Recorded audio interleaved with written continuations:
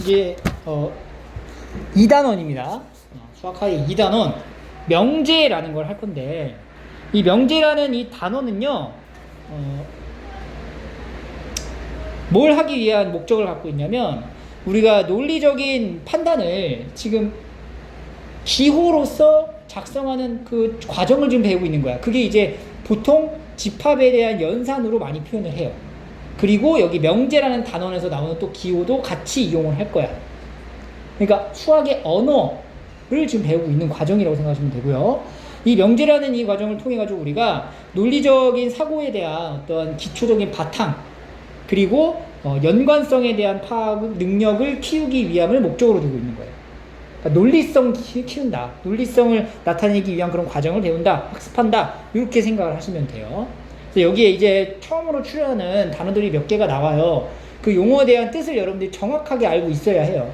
알겠죠?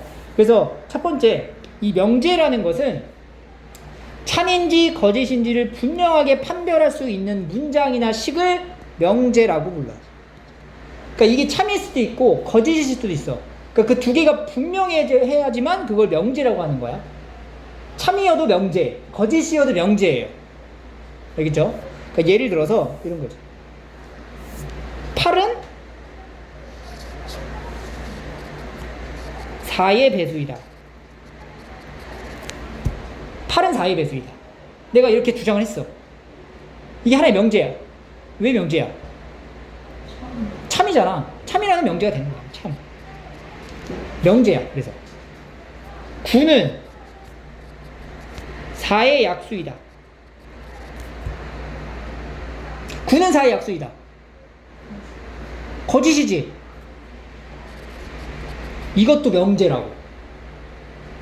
이해해? 그 진실인지 구란지가 판단이 되면 그거는 명제야. 혜인이는 이쁘다. 명제야? 이거 명제야? 그 자기 마음에 따른 거라서 소문이 아니에요. 이뻐 너? 얘 이쁘냐? 난 이쁜 것 같아. 사람마다 다르. 넌 아니야? 아니. 그래, 명제가 아니야. 참인지 거짓인지 알 수 없으니까. 마치 우리가 집합을 정의하는 거랑 약간 비슷하죠. 주관적인 느낌이 들어가면 안 돼요. 그래서 이런 게 명제가 안 되는 거예요. 예를 들어서 x는 3이다. x가 3이래. 명제야? 아니죠. 3일 수도 있어. 하지만 그렇지 않을 수도 있는 거지. 이런 건 이제 명제가 안 되는 거야. 이건 애초에 명제라고 할 수가 없어. 그래서 이런 식으로 변수 x의 값에 따라 참거짓을 판별할 수 있는 문장이나 식, 그러니까 예처럼 좀 x는 3이다라고 하는 이 변수가 들어가는 이런 거를 우리가 조건이라고 불러요. 조건. 그래서 예를 들면은 x 플러스 1은 0이라는 이런 식이 하나 있어. 이것도 어떻게 보면 하나의 명제일 수도 있고요, 그렇지 않을 수도 있어요. 근데 얘는요, x 플러스 1이라고 하는 값이 0이 나오는 경우는 x가 1일 때는 뭐야? 거짓이 돼버리지. 근데 x가 마이너스 1일 때는 참이 돼버리지. 이런 식으로 x 값에 따라서 참이 되기도 하고 거짓이 되기도 한다 라고 하면은, 이거는 우리가 사실은 이건 우리가 방정식이라고 배웠지만 여기에서는 이걸 우리가 뭐라고 부른다고? 조건이다 라고 얘기를 하는 거예요. 알겠죠? 그래서 이 문제를 한번 볼까요? 다음, 이게 명제인지 조건인지를 판단하라는 얘기예요. 3은 홀수이다. 명제야, 조건이야? 명제. x는 짝수이다. 이건 조건. 이런 식으로 하는 거예요. 다음 중 명제인 것을 고르시오. 2번. 사람은 꽃보다 아름답다. 명제예요? 농구 선수는 키가 크다. 168짜리 농구 선수도 있었어, NBA에. 근데 이렇게 덩크하잖아. 미친 거 아니야? 흑인들 진짜 장난 아니야. 탄력이 어마해. 3번은 뭐야? 그거 조건? 조건이 되는 거야, 조건. 4번은? 이거 조건. 4번. x가 있네? 조건인가? 아 근데 x가 사라지는. x가 사라지네? 그럼 이건 뭔 얘기야? 실은 2다라는 얘기가 돼버리네? 이거 뭐야? 맞아? 거짓이. 아니지. 네. 거짓이라고 네가 분명히 얘기할 수 있지. 그럼 이건 뭐라고? 명제라고. 이렇게. 막곡지각의 크기는 서로 같다.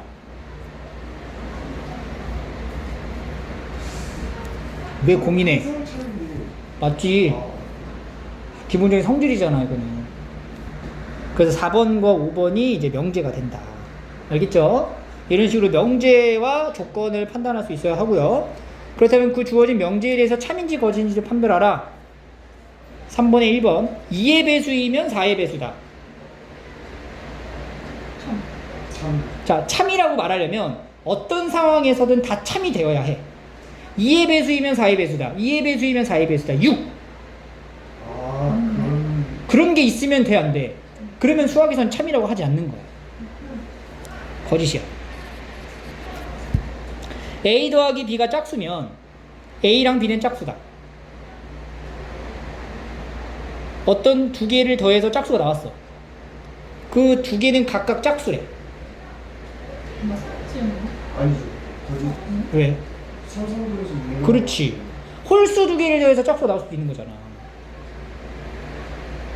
두 수를 더해서 짝수가 되면 세모랑 네모를 더해가지고 만약에 4라는 짝수가 나왔어. 그럼 세모랑 네모는 각각 짝수여야만 하냐라는 거야, 지금. 아니라는 거지. 왜? 1, 3 이런 것도 있잖아. 홀수가 될 수도 있으니까 이것도 거짓인 명제가 되는 거야. 그래서 A, B, C가 둔각 삼각형이면 A는 90도보다 크다. A가 없는지조차 A는 45도인데 B가 100도면 둔각이잖아. 그지? 그래도 거짓인 명제예요. 그래서 삼각형 세 내각의 크기의 합은 180도다. 이건 참인 거죠. 그러니까 여러분들이 명제를 판단할 때요, 그런 게 있어요. 약간 느낌이 이거 아닌 것 같은데? 라는 느낌을 받아. 그러면 뭔가가 있는 거야. 그러니까 그게 아닌 경우에 예시가 분명히 있다는 얘기거든. 그 여러분들이 이제 착실하게 우리가 수학 공부를 중학교 때부터 초등학교 때부터 쫙 잘 쌓아왔다면 이게 딱 이 문장에 어떠한 그 주장을 딱 들었을 때 아닌 것 같은데라는 느낌이 들 거야. 그러면 그거에 대한 반대가 되는 예시가 반드시 있어. 그거를 찾으려고 생각을 하다 보면은 거짓인지 참인지가 판단이 되고요. 참인 경우는 보통 우리가 그냥 기본적으로 배웠던 이런 내용들처럼 어떠한 도형에 대한 성질들 자체를 얘기를 해요. 그래서 이거는 이제 그냥 당연히 참이다, 이렇게 이제 자명한 사실이기 때문에 그냥 참인지 거짓인지 판단하기가 쉬워지는 거야. 그래서 거짓인 경우가 약간 애매한 경우가 있는데 그건 이제 경험으로 우리가 좀 찾아내야 된다는 거예요. 이렇게 해서 명제에 대한 판단을 할 수가 있다. 그래서 지금 명제와 조건 두 가지를 배웠고요. 명제는 참이나 거짓이 판단되는 문장이나 식, 조건은 x라는 값에 따라 참이 되기도 하고 거짓이 되기도 하는 문장이나 식. 그래서 두 가지의 차이를 정확히 알고 계시면 됩니다. 그래서 그러한 명제를 우리가 나타내는 걸 하나의 표현으로 소문자로 이렇게 P라고 나타내요. 근데 우리가 지금 이제 뭘 할 거냐면 지금 표현 방법을 배우는 거잖아. 수학의 언어, 논리성 키우기 위한 수학의 언어. 그 표현을 부정하는 게 있어. x는 3이다 라는 이러한 조건이죠. 이 조건 또는 명제를 P라고 표현을 했을 때 이 P라는 어떤 조건이나 명제인 거야. 얘를 부정한다라는 거는 이제 반대를 얘기하라는 얘기죠. 그러면은 뭐라고 얘기를 해야 돼? x는 3이다를 부정하라 라고 하면 x는 3이 아니다 이렇게 얘기를 하는 거예요. 그럼 아니다 라고 하는 거를 우리가 기호로서 표현하는 것도 이제 있어야 될 거 아니니? 그때 우리가 not p 이렇게 표현을 하게 돼요.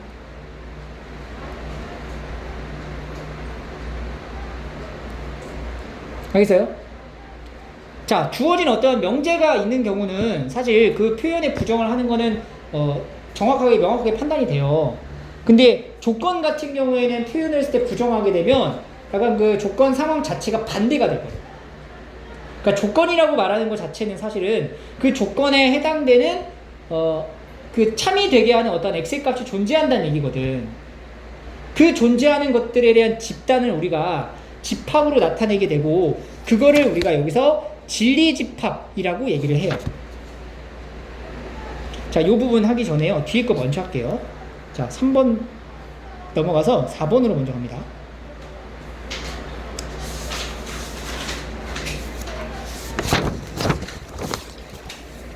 자, 진리집합이라는 게 뭐냐면 지금 명제랑 조건을 배웠죠.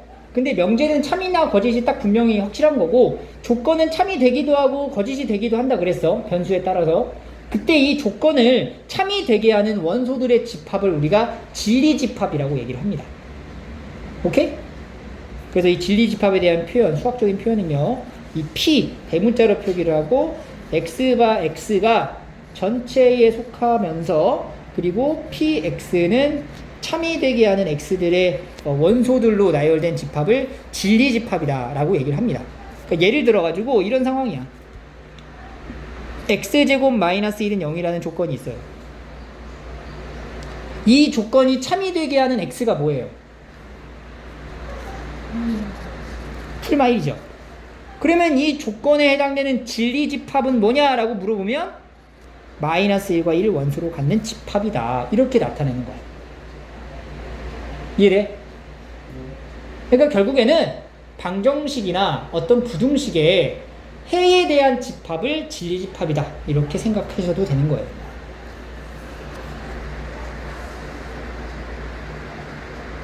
됐니? 그래서 여기 보시면 이 정의된 조건, 이 진리집합이란 내용을 이제 알게 됐죠. 그래서 이 조건 두 개를 이렇게 나타내고요. 첫 번째 조건이 있고 PX라는 첫 번째 조건과 QX라는 조건이 있습니다. 이 조건의 진리집합을 각각 구하라 라고 한 거야. 그럼 PX의 진리집합은 뭐가 되냐? X제곱은 4네.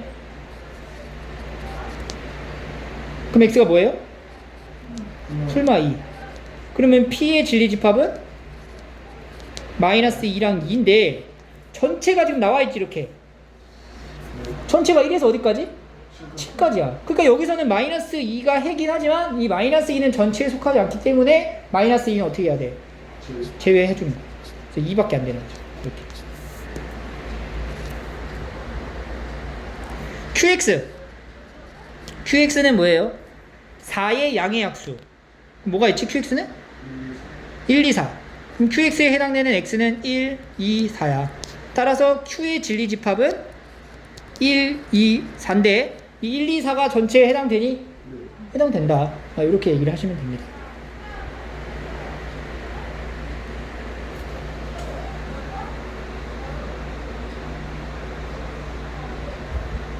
됐나요? 두 번째. 자, 독해 능력이 좀 많이 필요합니다. 이제부터 조금씩. 실수값을 가지는 fx, gx에 대해서 두 조건의 진리집합을 각각 a, b라고 합니다. 요거에 해가 있고요. 요 방정식에 해가 있는데 그 해들에 대한 집단을 a, b라고 한 거야. fx제곱하고 gx제곱이 0이 되지 않는 것의 진리집합이래요. 이 뭔 말일까? 자, 전체가 있어요. fx는 0이 되게 하는 진리집합인 a가 있을 거야. 맞죠? gx가 0이 되게 하는 x의 집합인 b가 있을 거야. 둘 다 동시에 0이 되게 하는 공통된 근도 이게 존재할 수 있기 때문에 벤 다이어그램에서 겹치게 그린 겁니다. 그럼 지금 봐봐. 만약에 이 x 진리집합의 원소 중 여기 안에 들어가는 원소라고 한다면 여기 안에 들어가는 원소면은 얘도 0이 되게 하고 이게 0이 되게 하고 얘가 0이 되게 한다는 얘기야. 그러니까 0제곱의 합이 0이 되게 만들 수 있다는 얘기죠. 근데 여기서는 어떤 걸? 0이 되지 않게 하라는 얘기지. 0이 되지 않게 하라는 것은 뭘 얘기하는 거야 그러면? 자, 1번 영역, 2번 영역, 3번 영역. 번호를 이렇게 쓸게요. 1번, 여기가 2번, 3번, 4번 영역에 해당되는 것들이야. 여기에 원소가 막 뿌려져 있는 거야. 그런데 1번에 들어가는 원소는 정의가 뭐냐면 1번에 들어가는 원소는 fx는 0이 되게 하는 해야 해. 1번이. 오케이? 2번은 둘 다 연결되는. 그렇지. 2번은 fx도 0이 되게 하고 gx도 0이 되게 하는 해인 거야. 3번은 gx만 0이 되게 하는 해인 거야. 4번은 둘 다 연결되지 않는. 0이 되지 않게 하는 것들의 해인 거야. 근데 문제에서는 이게 0이 되지 않았으면 좋겠대. 자, 얘가 0이 되지 않는 상황이 뭔 얘기냐면, 이게 0이 되지 않는다는 얘기는 얘가 0이 되는 경우만 제외하면 된다는 거거든. 이 값이 0이 되는 경우는 뭐야? 이 값이 0이 된다는 얘기는 어떤 실수의 제곱과 어떤 실수의 제곱, 두 개의 실수의 제곱의 합이 0이 된다는 얘기는 무슨 뜻이니? 각각의 이 실수값이 다 뭐가 나온다는 얘기야? 0이 된다는 얘기거든. 이래야만 0이 나와. 그렇지 않으면 0이 안 나오는 거야. 그러면 둘 다 각각 0이 되게 하는 경우가 2번이거든. 2번. 이 경우만 0이 되는 거야. 나머지 이 세 경우는 얘가 0이 되지 않는 거에 맞는 거지. 그러니까 여기서 말하는 게 바로 이 조건에 해당되는 진리집합이라는 게 벤 다이어그램으로 나타냈을 때는 몇 번이 되는 거예요? 1, 3, 4가 되는 거야. 그래서 1, 3, 4에 해당되는 집합, 연산, 기호를 찾아라 라는 얘기예요. 그럼 1, 3, 4에 해당되는 게 바로 뭐냐면 A, 교집합, B의 여집합을 얘기하고 드모르간의 법칙에 의해서 A여 합 B여를 얘기하는 거야. 그래서 몇 번? 4번. 5번이다. 이렇게 푸는 겁니다. 이 문제 자체가 좀 어려워요, 여러분들. 쉽지는 않는데 우리가 이렇게 이제 이 논리성에 의해 가지고 수학적 언어에 의해서 이렇게 해석이 가능하면 되는 거예요. 됐죠? 그래서 이 진리집합 얘기는 이렇게 되고요. 다시 앞쪽으로 넘어와서 부정 얘기를 다시 할게요. 그래서 방금 얘기했듯이 어떠한 조건이나 명제에 해당되는 그 참이 되게 하는 x의 집합을 우리가 진리집합이라 얘기를 했고, 어떤 조건에 대한 표현을 소문자 p로 나타내면 그 조건에 해당되는 진리집합은 대문자 p로 나타내게 됩니다. 그리고 그 조건이나 명제에 대한 부정은 not p라고 읽어요. 뭐라고? not p. 그럼 이 not p에 해당되는 진리집합은 뭐가 되냐면 p의 여집합이 되는 거지. 개념이. 이해돼 지금? 아까 진리집합 얘기할 때 전체가 있었죠? 그 중에 명제 p에 해당되는 원소가 진리집합이야. 이게 진리집합이야. 그럼 이거의 부정이 되는 원소는 이 바깥쪽에 있는 거잖아요. 이게 바로 not p라는 명제 혹은 조건의 표현이 되는 거예요. 알겠죠? 그래서 우리가 이 명제를 만약에 부정하는 경우랑 조건을 부정하는 경우를 좀 케이스를 나누면, 첫 번째, 어떤 명제가 있어. 그 명제 P가 참이래, 참. 그러면 not P는 뭐가 되냐면 거짓이 돼.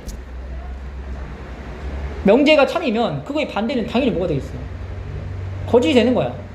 참하고 거짓밖에 없으니까. 오케이? 반대로 어떤 명제가 거짓이래. 그러면 이 명제의 부정인 not P는 참이 되는 거야. 오케이? 이게 이제 명제에 대한 부정에 대한 이제 해석을 할 때 필요한 요소들이고요. 두 번째는 조건에 대한 부정인데, 어떤 조건 P의 진리집합을 우리가 뭐라고 표현한다고 그랬죠? 대문자 P라고 이제 집합으로 표현을 한다면, 조건의 이 조건 P의 부정인 not P의 진리집합은 어떻게 나타낸다? P. 그렇지. P의 여집합으로 표현을 한다.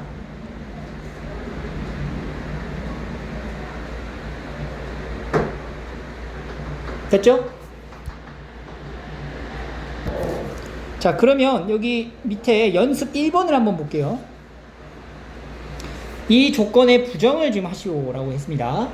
그 여기 조건을 보면은 P라는 조건의 부정이니까 not P는 어떻게 하면 되냐면 x-3이 2보다 반대를 해주면 되는 거야. 이보다 크다의 반대가 뭐야? 작거나 같다. 이렇게 써주면 이게 부정이 되는 거예요.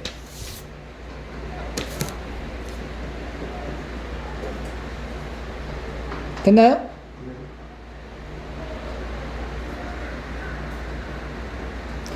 두 번째. 이 두 번째를 하기 전에는 우리가 요 어떤 또는 그리고 어떤 모든 이런 표현에 대한 부정에 대해서 우리가 좀 배워야 되는데 자 예시를 하나 들어줄게요. 첫 번째, 어떤 명제가 있어. 수학 또는 영어를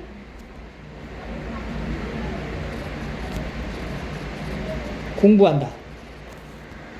자, 이 명제에 대해서 이 명제에 대한 이 문장에 대해서 우리가 또는이라고 하는 이 표현에 대한 얘기를 좀 구체적으로 살펴보면 무슨 얘기냐면, 또는의 정확한 뜻은 뭐냐면, 수학 또는 영어라는 게, 수학은 내가 공부를 하는데 영어는 공부를 하지 않는 경우, 그리고 수학은 공부를 하지 않지만 영어를 공부하는 경우, 그리고 수학도 공부를 하고 영어도 공부를 하는 경우, 이 세 가지를 통틀어 우리가 뭐라고 부르는 거야? 또는 이란 표현을 하는 거야. 이해돼요? 그러면 이 명제에 대한 not P 부정을 해볼게요. 그럼 이 부정은 뭐야? 모두 안 하는 거야. 그럼 모두 안 하는 걸 문장으로 뭘로 표현할까? 수학과 영어를 그렇지. 수학과 영어를 공부하지 않는다. 이게 이 문장의 반대가 되는 개념이라는 거예요. 부정. 그럼 여기 중간에 이 또는 대신에 뭐라고 써야 정확한 표현이 되겠니? 그리고가 되는 거야. 그래야 이게 지금 무슨 얘기냐면, 수학도 안 하고 영어도 안 한다, 인생을 망치겠다, 이런 얘기잖아. 그래서 우리가 결론이 뭐냐면, 부정을 할 때 한다에 대한 부정을 하는 거는 안 한다라고 표현하는 건 이미 알아요. 국어 시간에 배워서. 그지? 그지? 근데 수학에서 이 또는이란 표현에 대한 부정도 역시 한 번 더 해줘야 된다는 거야. 또는의 부정이 뭐야? 그리고가 되는 거예요. 즉 또는 그리고 이 두 가지의 관계는 서로 무슨 관계다? 부정 관계다. 요거를 알아두셔야 돼요.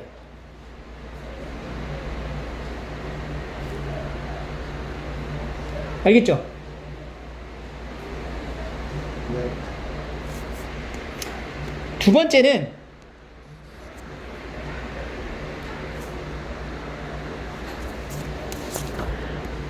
아닙니다. 두 번째 하기 전에 여기 밑에 문제 한번 여기 볼게요. 봐봐.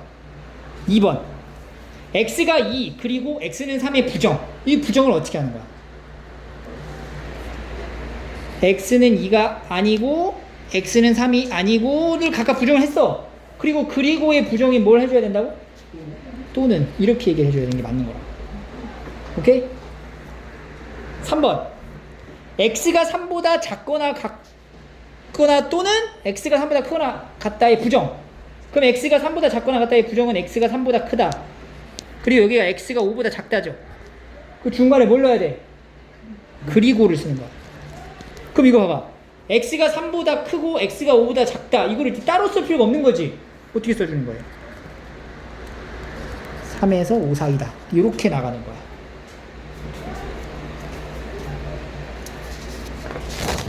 알겠나요? 오케이? 자, 그 다음에 이 또는과 그리고에 대한 부정을 좀 설명을 했습니다. 지금 다 지워놨는데요. 여기에 이제 1번 해가지고 쫙 적혀져 있는 거죠.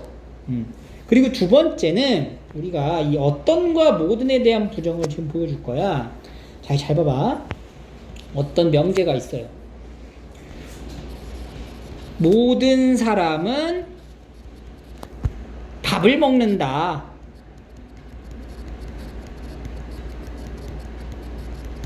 모든 사람은 밥을 먹는다의 부정이 뭘까? 이거 좀 헷갈려요. 모든 사람은 밥을 먹는다에 대한 부정은 모든 사람은 밥을 먹지 않는다가 아니야. 몇몇 사람들을 말하는 거예요? 그렇지.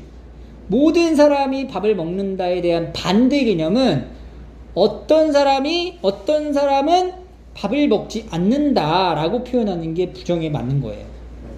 그래서 모든에 대한 부정을 우리가 어떤이다라는 표현을 하는 거고, 어떤 사람은 밥을 먹지 않는다. 이거의 부정이 뭐라고?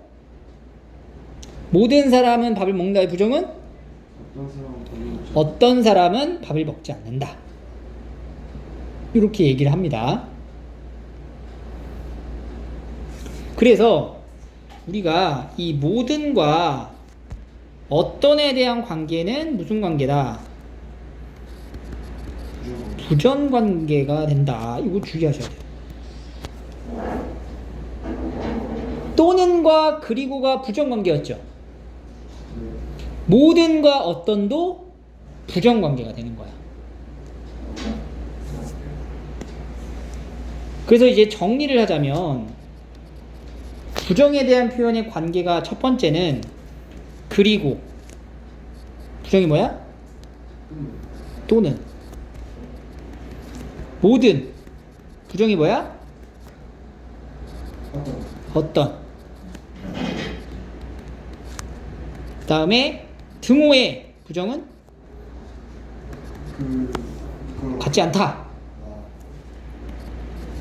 부등호의 부정도 등호가 있는 거랑 없는 거 나눠져 있죠? 자, 등호가 없는 거야. 등호가 없는 거 왼쪽부터 부정 뭐야 이거는? 반대하고 등호 넣는 거고, 등호가 있는 거의 부정은 반대하고 등호를 없애는 거죠. 그리고 요거는 이제 좀 약간 심화적으로 간다면 실수라는 어떠한 체계 안에서 유리수에 해당되는 것의 부정이 뭐가 될까? 무리수가 되는 거예요.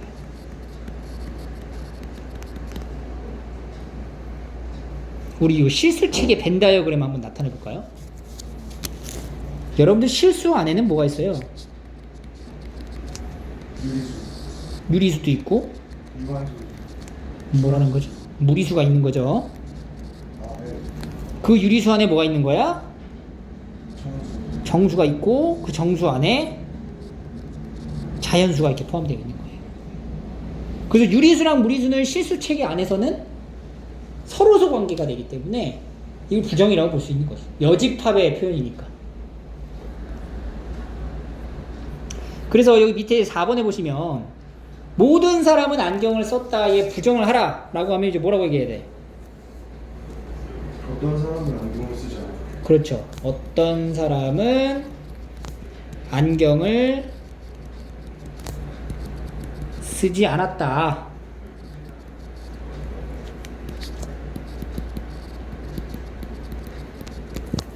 이렇게 살펴보시면 됩니다.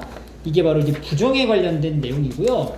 이런 이제 어떤 우리가 글로써 표현되어 있는 이런 정의를 실제로 이제 문제를 풀 때 어떤 식으로 이제 정리가 되냐면, 넘어가서 이거 지난 시간에 2번까지 했었죠? 3번을 좀 보겠습니다. 3번 잘 봐봐. 우리가 그리고랑 또는이라고 하는 이 표현은 실제로 집합에서 나타냈을 때, 지금 명제를 집합의 표현을 빌려서 지금 계속 설명을 하고 있잖아. 그리고랑 또는은 어떤 집합의 연산에서 보여져 있었던 건지를 생각해내야 돼. 또는이 어디서 나왔던 거야? 또는 그리고 합집합. 네. 그리고는 교집합. 교집합이었던 거죠. 그래서 또는과 그리고에 대한 이 표현에 대한 이런 어떤 조건과 조건에 해당되는 뭐 진리집합을 구하라 이런 표현이 나오면 여러분들이 집합의 연산으로서 바꾼 다음에 이제 계산을 해야 되는데, 그 내용을 지금 이 문제를 통해서 한번 확인을 해볼게요. 자, P라는 어떠한 조건이 있어요. 그게 P 조건은 6의 약수래. 그럼 1, 2, 3, 6. Q의 조건은 20의 약수야. 1, 2, 4, 5, 10, 20 이렇게 쓸 수 있겠죠. 그럼 봐봐. P라는 조건의 진리집합. P라는 조건의 진리집합이 뭐죠? 1, 2, 3, 6이 되는 거지. Q라는 조건의 진리집합은 1, 2, 4, 5, 10, 20이 된다는 얘기예요. 그럼 여기 보이는 P라는 조건 그리고 not P라는 조건의 진리집합을 구하라 라고 한다면 우리가 얘를 이제 집합의 연산으로 표현하면 P라는 조건은 대문자 P로 나타내고 not Q는 집합으로 어떻게 표현하면 돼? 그렇지. Q의 여집합으로 이렇게 표현이 되고 그리고 라고 하니까 이제 뭐라고 쓰는 거야? 교집합으로 표현하는 거야. 그러니까 집합의 연산으로 이제 정리가 되고 마지막에 최종적으로 진리집합을 구하라 이런 얘기가 되는 거죠. 그럼 P 교집합 Q의 여집합 많이 봤던 거네. 어떻게 바뀌어? P 차집합 Q를 얘기하는 거구나. 그럼 이제 뭐가 되죠? 1, 2가 있으니까 안 되고 3, 6밖에 없네. 이런 식으로. 그리고와 또는에 대한 표현이 나왔을 때 집합에 대한 연산으로 바꿔서 정리할 수 있어야 합니다. 알겠나요? 자, 그 다음 문제 네 번째 갑니다. 자, 실수 전체의 집합에서 두 가지의 조건이 이제 부등식으로 나와 있어요. 이렇게. 이건 우리가 수직선 상황에서의 어떤 공통 부분을 조금 언급하는 내용이기도 하니까 사실 이것도 잘 풀어야 돼. 이건 앞에서 했었던 우리가 연립부등식 있죠? 그 단원에 나오는 거랑 이제 똑같은 건데 그걸 조건, 명제에 대한 표현으로 바꿔서 나타낸 거야. 자, 일단은 not P. not P의 진리집합이 뭐가 돼 있어? not P. P의 여집합을 얘기하는 거고요. 그 P의 여집합에 대한 해당되는 이제 진리집합의 내용은 X가 1보다 어떻고 작거나 같거나 그리고 X가 4보다 어떻다? 크다. 이렇게 완전히 뒤집어 버리는 거지. 앞에서 우리가 부등식에 해당되는 내용의 부정을 하는 걸 배웠잖아. 그지? 그거의 부정을 여기다가 이제 조건 제시법으로 나타내 주시면 되는 거예요. 두 번째는 not P 또는 Q라고 했어요. 이 not P 또는 Q라고 하는 이 표현을 우리가 진리집합의 연산으로 바꾸면 P의 집합 또는 Q의 집합 또는이 뭐야? 합집합. 그렇지. 집합 Q 이렇게 간다는 얘기야. 자, 이거를 우리가 이제 원소 나열법으로 막 정리해 놓고 비교해서 쓰는 건데 얘는 지금 어떻게 나와 있어? 범위로 나타나져 있잖아. 그럴 때는 우리가 뭘 하면 되냐면 수직선으로 표현을 하시면 돼요. 그러니까 얘도 이제 범위로 답이 나올 거거든. 그럼 그 전에 이제 수직선이 어떤 상황인지 봐야 되니까 수직선에 딱 이제 P의 여집합 부분을 표시를 할게요. 1, 4 해서 여기 색칠 안 하고 이 왼쪽에 이게 P의 여집합이야, 맞지? P의 여집합. 그리고 Q는 어떻게 생겼냐? Q는 3보다 어떻고 작고, 여기 3 있고 여기 5 있는데 3보다는 작고 5보다 어떻다? 크다. 이렇게 돼 있어요. 자, 요거를 이제 헷갈리면 안 돼요. 뭘 헷갈리면 안 되냐면은 지금 이 중간을 뭘로 연결한 거야? 이게 이 기호가, 집합 연산 기호가 합집합이야. 이 합집합의 개념은 어떻게 되는 거예요? 우리가 영역으로 나타낸다면 이 합집합은 주어져 있던 어떤 첫 번째 영역과 두 번째 영역을 어떻게 해라? 같이 가져가는 합쳐서 쓰는 거죠. 합쳐서. 그럼 이제 벤 다이어그램에서 그 영역을 합친 것처럼 얘도 수직선 상황에서도 똑같이 그 영역을 어떻게 해? 합쳐서 쓰는 거야. 그러니까 공통된 부분을 쓸 때 이게 습관적으로 수직선 그리고 나면 공통된 부분 체크해갖고 쓰면 안 된다고. 영역이 합쳐진 부분, 그러니까 더 넓은 범위가 있으면 그 범위를 쓰면 된다라는 거고, 따라서 얘는 이제 합쳐진 부분이 뭐가 되냐면은 3보다 어떻고 작고 4보다 크다, 이렇게 보시면 되는 거예요. 그래서 이 부분은 조건 제시법으로 나타내야 되는 거죠. 집합의 연산이니까 진리집합. X가 3보다 작거나 X가 4보다 크다. 또는으로 이렇게 표현을 하시면 되는 겁니다. 됐죠? 자, 그 다음에 이제 네 번째 보시면 not P 그리고 not Q라고 나와 있네요. not P가 뭐죠? not P가? P의 여집합. not Q는 Q의 여집합. 그리고 라고 나왔으니까 뭘로 연결하라는 거야? 교집. 교집합. 그러면 P의 여집합은 우리가 이렇게 범위를 나타냈으니까 이제 알고요. Q의 여집합은 뭐야? Q의 여집합. 이거 하려면 Q의 여집합을 좀 알아야 될 것 같은데. Q의 여집합은 뭘까요? X바 Q가 여기 있죠. 이거 반대. 이거 뭐야? 이거 어디서?